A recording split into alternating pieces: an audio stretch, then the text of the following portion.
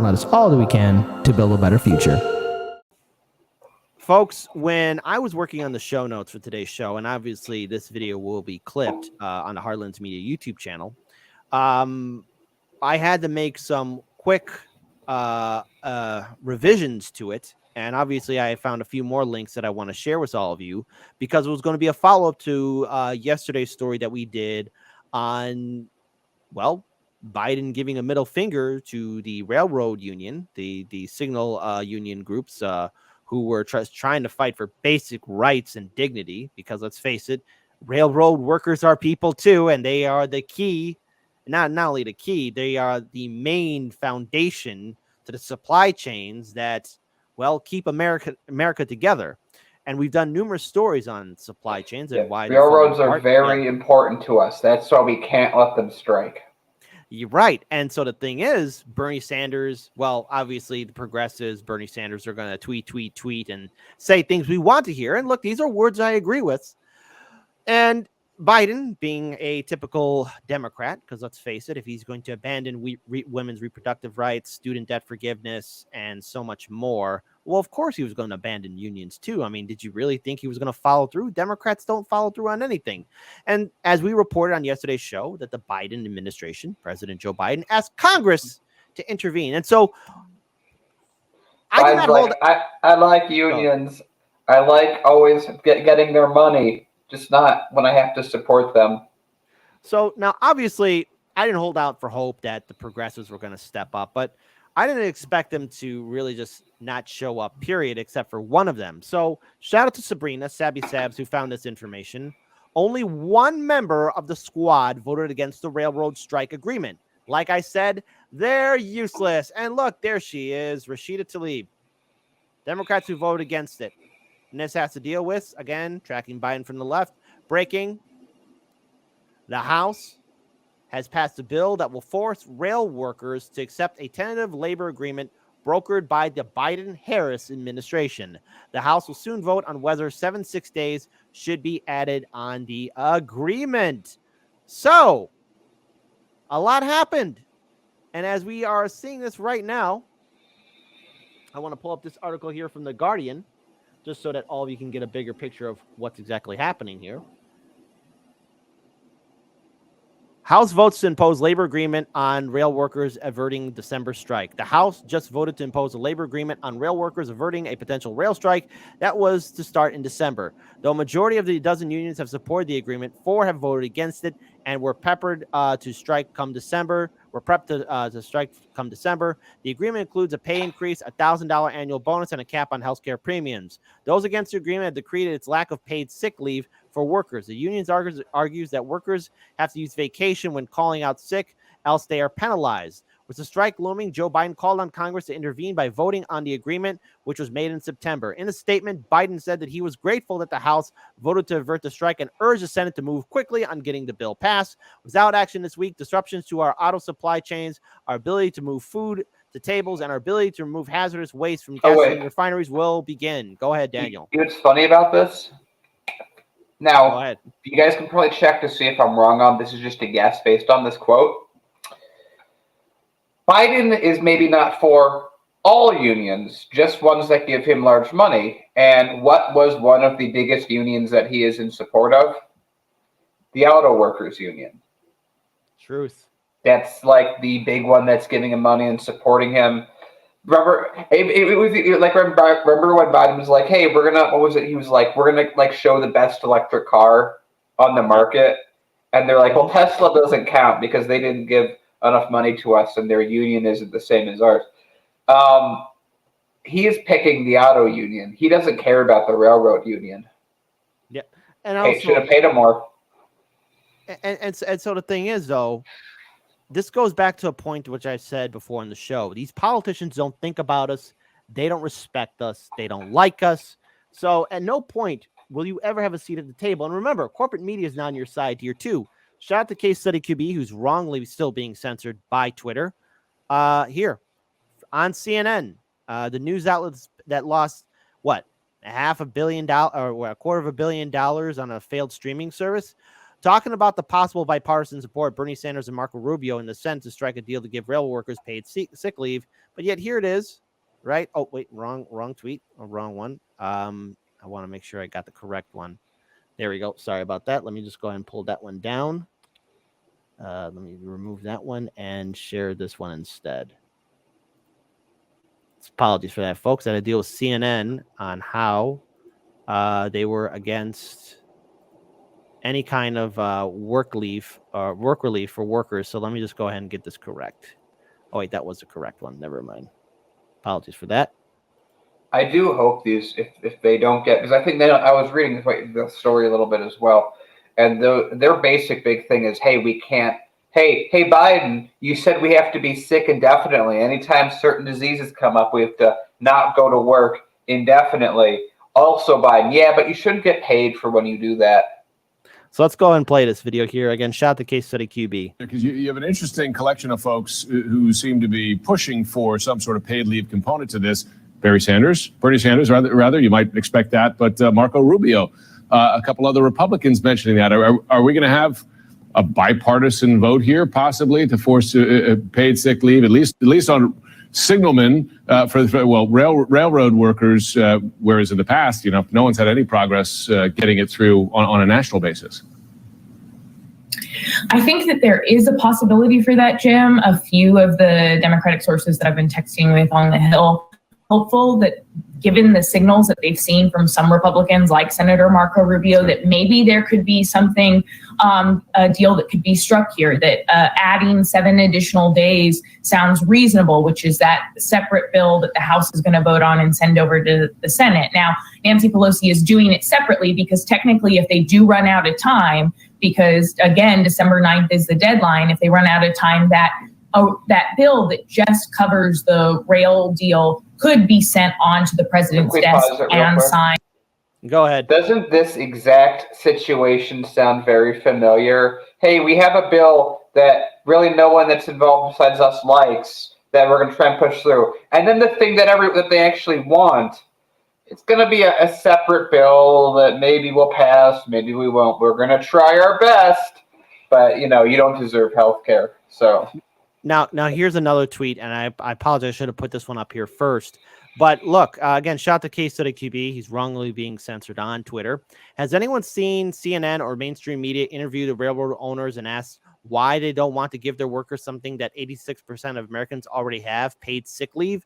CNN has been promoting all day why Congress should support the prevention of a strike. And look, supply chains would halt, price of goods would rise, would impact millions of commuters, would cost the U.S. $1 billion in 1 week, to which I have to say, boy, oh boy, that $1 billion in 1 week, but yet we're spending billions upon billions upon billions of dollars for this war in Ukraine and other regime change wars. Hey, do you remember when we just paid the chip manufacturers $80 billion to build stuff here, and they took the money and they fired a bunch of people? Yeah.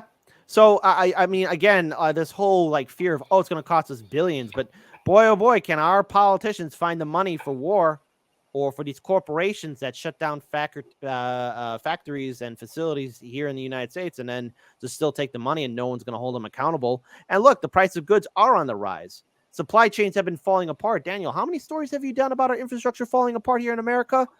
A lot. More than what was the phrase from Hell's Reach? I've lost interest in the numbers when it came to I had to count on my fingers. Yeah, that's right. I mean, it's we literally have been since the inception of Hardlands Media, talked about how our infrastructure was mostly built in the 60s, and most of the stuff past that's been all private, and it's falling apart. And as it's falling apart, we're doing anything in our power. Remember, the answer is always what benefits the corporation class. Question doesn't matter. Exactly. And the thing is, Dan, look, for all the people that have been yelling at Daniel, myself, and other independent media commentators about the failure of the Democratic Party, look, it's not our fault that the Democratic politicians are nothing but scumbags and liars and people that will never follow through. Maybe at one point they actually did care. Maybe at one point, I'll give them this benefit of the doubt. Maybe at one point when they got into office, they actually gave a damn. But Washington, D.C. is a swamp bubble. And when you're part of the two-party system, you're going to fall in line. So for all these people that would yell at Daniel and myself and other members of independent media, hey, show me the proof on where the Democrats are going to actually have a backbone. Show me where the Democrats are actually going to fight for us. Tell me, show me on why I should believe that Democrats are going to be any different. I want to pull up this video. Now this video was from The Hill, and I only playing it just a few short seconds of it, but it's with Teslin Figueroa. She was with Brianna Joy Gray talking about the failure of the Democrats. And shout out to Roger Meadows, who gave me the timestamp for this video. But I think it's important for all of you to see it with your own eyes as well. Yeah, crap. That's much, but it's no master plan. This is no rubbing of the hands. Oh, I got some master plan. The plan is the con game. Bottom line. This is why I keep involved at the local and the state level. Congress is over. Get shit. When I say local, I'm talking about city commissioners that have executive power to make the decisions. You know, they can make effective change right now in your city. Get on board with folks who are running for state rep, states. Senate, you have a little access to, because as far as Congress is concerned, we're behind the ball, and it's too far gone to right the ship. Unless you have that local leadership that is putting pressure on those folks in Congress that say either you do or else, or we're going to make sure that you lose, nothing will ever change. The only thing that a politicians fear is the ability to lose their seat, period. So as long as progressives continue to keep giving their last $2 and $5, I said it last year, Bree, on your podcast, as long as they can continue to give your last $2 and $5, you're going to continue to get played, period. We can see it. Where's Bernard? Paging Bernard. Hello, Bernard, are you around? Why is Bernard not saying anything?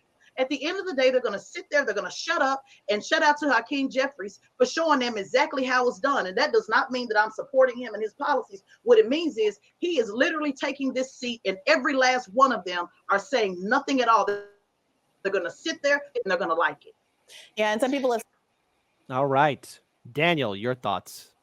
I mean, it's exactly what we talk about. The whole problem is that the chair that these people sit on corrupts them so fundamentally and thoroughly that whatever they walk into Congress thinking they're going to do, they're not prepared for the amount of pressure that's against them. These are people that want to fit in high school, and they're going to do whatever it takes to fit in.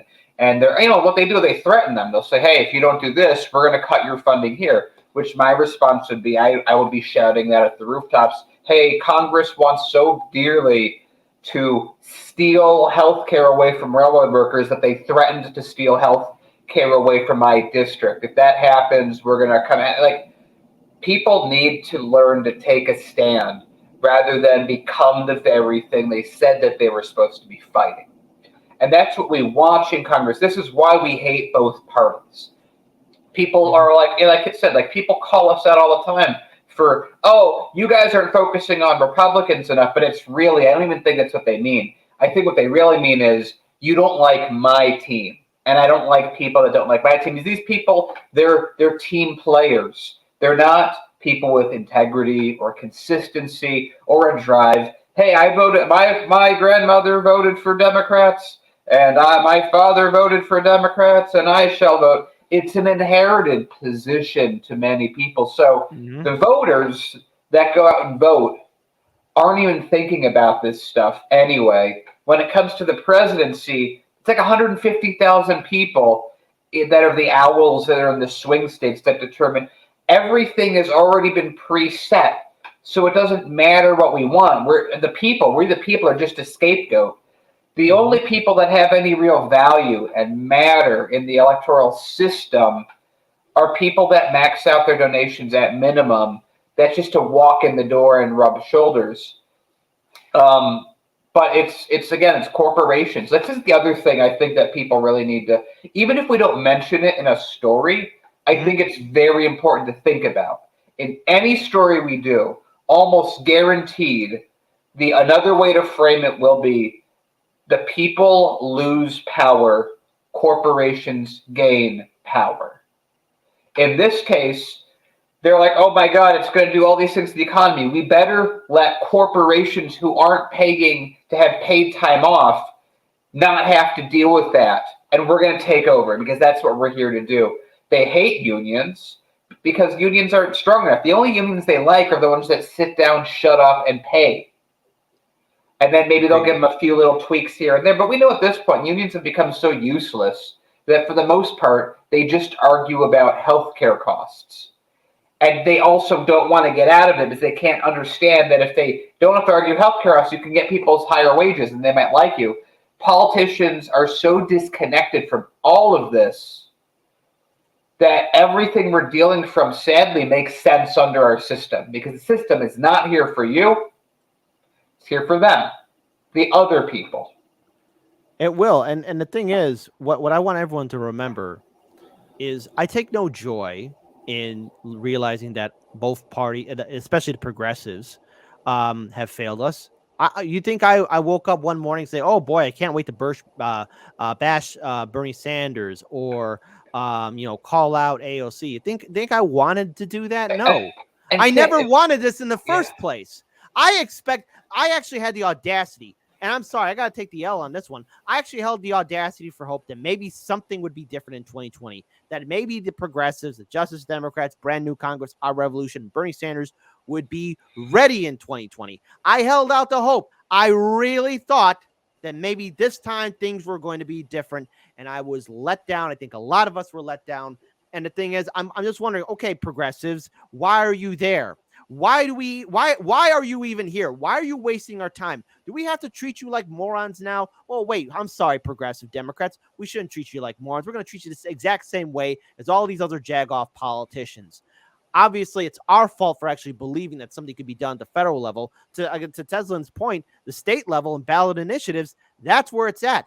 That's what we have to do here. If you vote Democrat, if you vote Republican, I will silently in my head view you as someone who's in a domestic abusive relationship, because all I'm going to be thinking is be brave and take off your sunglasses and show the world that you're being abused. Because if you vote Democrat or Republican, you're not a sucker. You're not some kid who believes in fairy tales. You're someone that likes to be slapped around and lied to.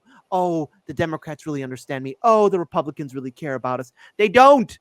Gen Z, obviously, you were pivotal in helping out the Democrats maintain some aspects of power, but they're not going to do anything about women's reproductive rights. They're not going to do anything about student debt. They're not going to do anything about Medicare for all, and they're already abandoning unions. So all these people that actually that decided to sit on a little ivory tower of crap and look down at anyone else calling out the Democrats for who they are, especially Bernie Sanders. Hey, how's that shit sandwich tasting? Tell me and Daniel how we're wrong. Tell us how somehow the Democrats have a secret master plan and boom, in 2024, things will be different. Nothing has changed. So why should I take anything at face value from the Democratic Party? I don't owe them a goddamn thing. And if they're not going to give me respect, I won't give them respect. Yeah, and just like, again, to what you were saying at the beginning, me and Kit started Hardlines inspired from the 2016 campaign. I think that both of us gave a little bit of money. We didn't have a lot of money back then. We don't have a lot of money now, but we gave a little money to Bernie Sanders' campaign. I probably gave him $50 when that happened. Right here. I'm guilty of that too. Sorry. And so it's not like, this is why I think that, why I like you guys that watch the show. And I think that we're all sort of in the same boat, which is sadly a little unpopular in the country because of just the amount of propaganda countering our message. But we are people that have integrity. We could, we were like, hey, Bernie Sanders will change the party. Let's go for it. But when they didn't, we didn't go, well, let's stick with the team, folks, and just do what the team says, like TYT does, Status Quo does, Humanist Report does, all those other channels. We said, this was a lie. We got duped. Things aren't going to work out. There is no hope. We accepted the reality together. And that's hard sometimes. I think that's hard for a lot of regular people to do, because effectively our statement is, hey, if you look at the system for what it is, you're screwed. And the way of getting out of it is incredibly difficult and takes a lot of people working together against incredible odds. And most people would rather just go, yeah, but my poppy voted Democrat, and so they're better than Republicans.